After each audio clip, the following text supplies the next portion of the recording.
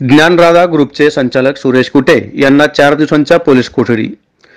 बीडच्या कारागृहात सुरेश कुटे व त्यांचे सहकारी आशिष पाटोदकर यांना जालना आर्थिक गुन्हे शाखेने ताब्यात घेतल्यानंतर आज त्यांना न्यायालयात हजर करण्यात आले होते।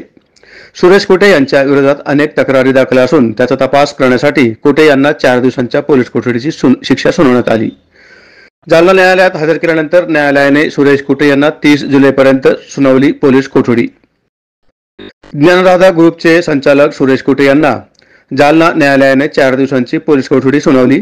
बीडच्या कारागृहात सुरेश कुटे आणि त्यांचे सहकारी आशिष पाटोदकर यांना जालना आर्थिक गुन्हे शाखेच्या पोलिसांनी काल रात्री ताब्यात घेतलं होतं।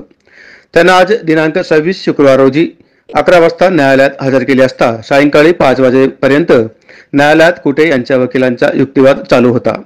संध्याकाळी 5 वाजता न्यायालयाने त्यांना 30 जुलैपर्यंत पोलीस कोठडी सुनावली आहे। जालना जिल्ह्यात ज्ञानराधा मल्टीस्टेट पतसंस्थेत मोठा आर्थिक व्यवहार करून ठेवीदारांच्या लाखोंच्या ठेवी सुरेश कुटे यांनी आणि त्यांच्या साथीदारांनी बुडवल्याप्रकरणी त्यांच्या विरोधात पोलिसांत अनेक तक्रारी दाखल आहेत। तसेच सुरेश कुटे यांच्या विरोधात दिवसेंदिवस तक्रारी वाढत आहेत। या संदर्भात पुढील तपास करण्यासाठी जालना आर्थिक गुन्हे शाखेच्या पोलिसांनी सुरेश कुटे आणि आशिष पाटोदकर यांना काल बीडच्या कारागृहातून ताब्यात घेतले होते।